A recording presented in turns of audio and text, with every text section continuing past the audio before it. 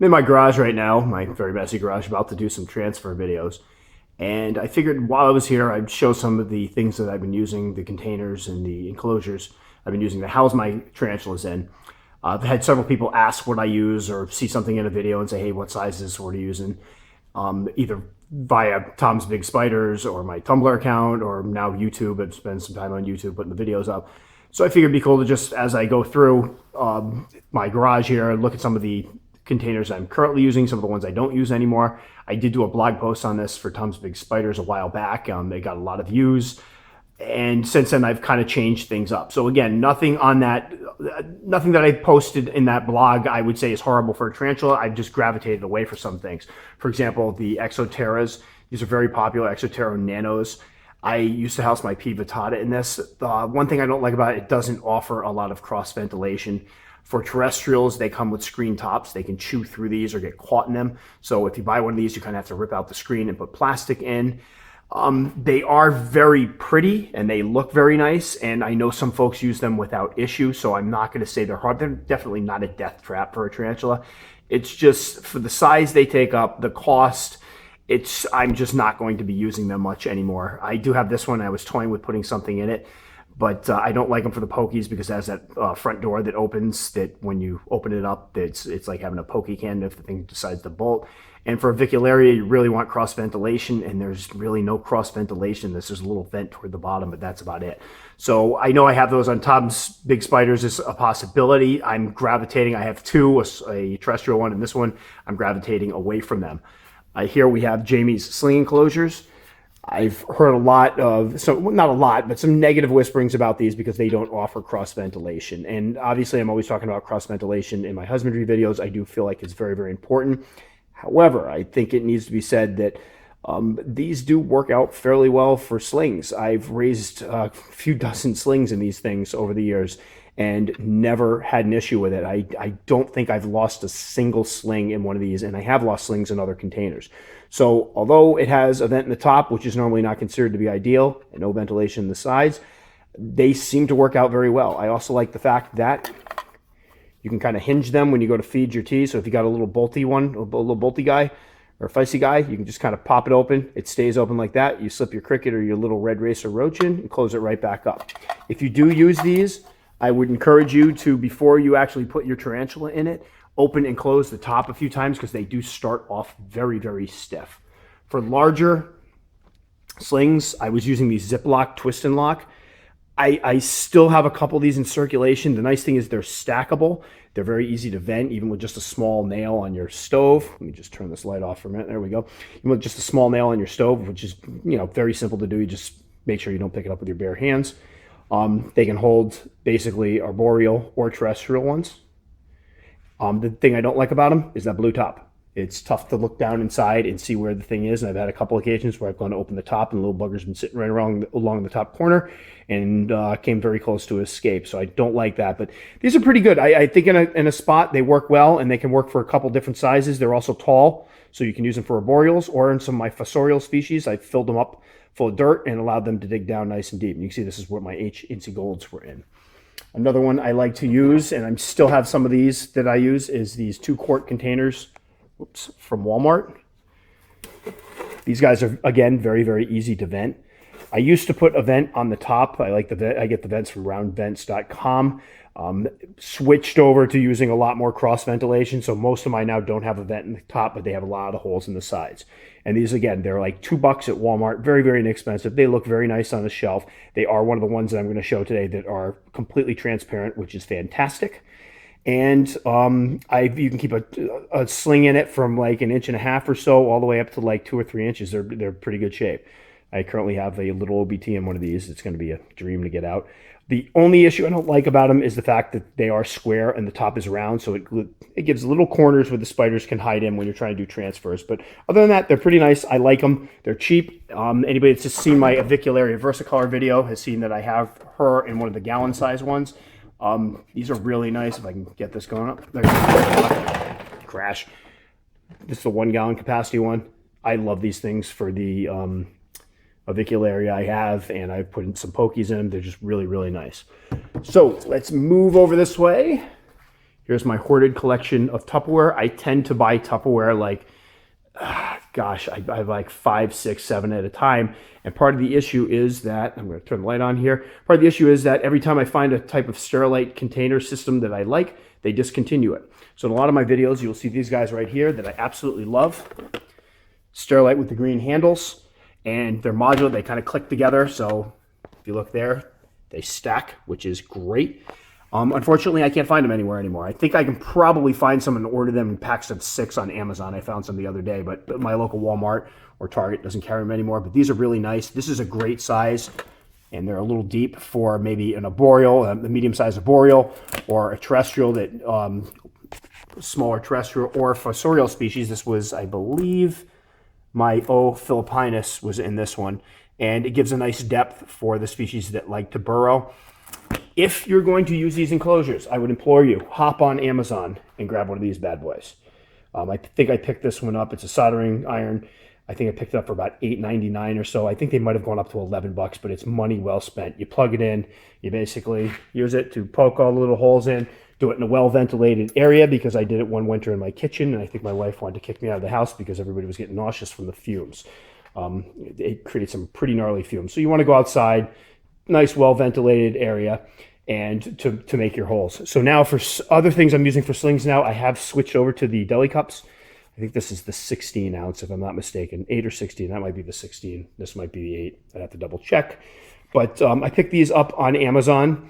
Get them in groups of 25. They were relatively, I think I paid like $7 for them for 25 or whatever around there. It was really cheap, and that was with shipping. But what you just do is put a ring of holes, 2 or 3, all the way around the side, fill it with dirt. They're big enough so even with the slings, you can put a little bottle cap water bowl in. They're stackable. The only issue I have with these is the covers can be a little, you see I'm trying to get this off one-handed. The covers can be a little difficult to get off, a little jarring, but you got to kind of, I kind of open and close them a few dozen times before I put the spiders in. It loosens them up a little bit. Also, I got the ones that are kind of filmed. There's a filmy look to it. It's not completely transparent. You can find the completely clear ones. I was in a pinch, wanted to get some of these things, and they've worked out great. I mean, you open them up, the spider usually bolts to its den anyway as you're opening the cover off, and they do have this size that you would use for arboreals. And again, I will make a comment to clarify which size. I believe this is, I want to say it's 8 and 16, but I'll put it up there to be sure. Now, these are the ones I'm using now. Sterilites. These are the ones I always talk about, the show-offs. They're meant to hold files, hanging files. I use these for my smaller arboreal species like Poecilotheria to get to be about 7 inches or so. I personally love them. They're great size for that species. For the larger arboreals and for my larger fossorial terrestrials, this is the one I use. It's a 27 quart Sterilite. I have my P. vittata in this one. I also have my, oh God, what is the other one? Phogus crassipes in this one as well. It's filled about up to here, so it gives you can get a lot of dirt in these. Some of my other fossorial species will be going into this one, the larger ones. Great container. I mean, good visibility in it. There's clear tops. One thing to watch out for when you buy these Sterilite containers, if anybody's seen my one with the Poecilotheria metallica, it has a pink, solid pink top that's not clear. You can't see through it. I would encourage you to try to find the ones with the clear tops because, again, you want to be able to see what you're doing. When you look in and go to open one of these up, you want to be able to look down in and see where the spider is. I find that very important, and that's why I've stopped using some things because they don't give me a good view. This right here, which I love, is the 15 quart size that stacks perfectly on these. So if you're starting to get a big collection, trying to save space, this one's really good for 5, 6 inch tarantulas, terrestrial tarantulas. Allows you to put a decent amount of dirt in it, a hide, your water bowl, your whole shebang. And I've got some of my larger terrestrials in there. For the large juvenile subadult species, we have these here, which is the 6 quart variety. This is your typical shoebox. And they also make these, if you notice, they all match. Unfortunately, these don't stack particularly well on top of here. They're not meant to be modular with those, but they're still a fantastic size. I have a lot of my 2.5 to 4.5 inch spiders in these. It's a nice size for them. It gives them enough room to move around, but small enough for security.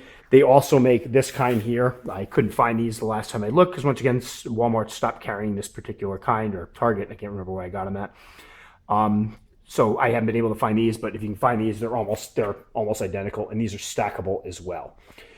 These generally sell for about $2. That one here, $3.99.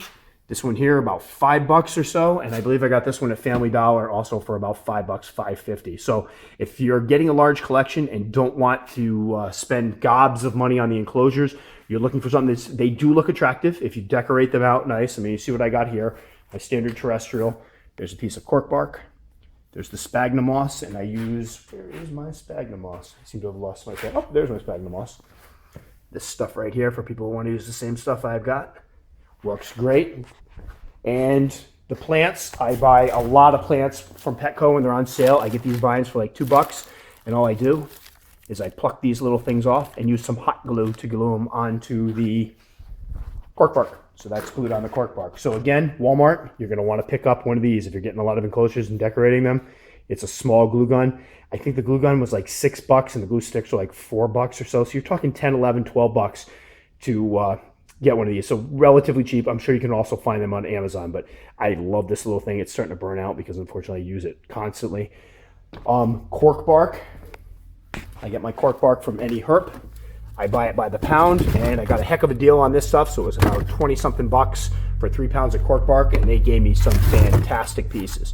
And I cut this stuff as needed, cut it up as needed. So I got a lot of enclosures worth out of that. My neighbor's tearing around the corner in his big old pickup truck. Gotta get the pickup truck. All right, so again, relatively inexpensive. You can find them just about anywhere. A lot of this stuff can be purchased on Amazon, but they're usually in batches of, I think, 5 or 6. Or you can find them at your local Walmart and Target, or Target store, or Target if you're one of the ones that likes to call it that.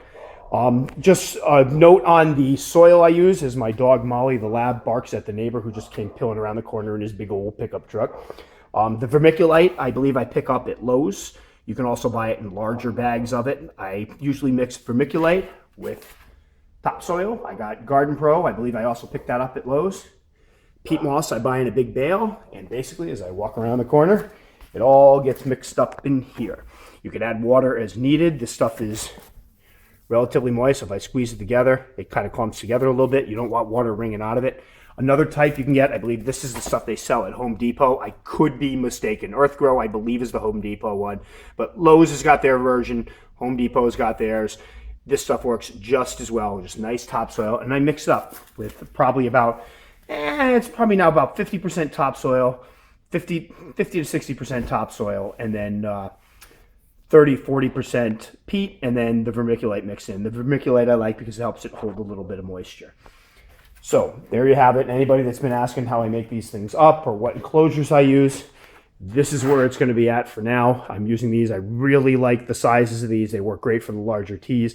I do have a lot of my juveniles are starting to put on some size. I'm getting some sub-adults going, so I'm starting to upgrade the cages. And because they're stackable, it allows you to basically utilize your room a lot better. So I'm fortunate that we have an extra bedroom in the house that I'm allowed to keep a lot of my stuff in, including my tarantula collection. However, I am limited to that room. My wife's been fantastic about letting me get all these things. But and she's right, because if she didn't limit me to that room, we'd literally be living in a house full of tarantulas and dogs and everything else. So, but I have to make sure I make the best use of my space as my slings grow up, and I need larger and larger enclosures, and these really allow me to do it. So I will be probably posting some transfer videos later on today where I will show how I do the transfers. So look forward to those. And that's it.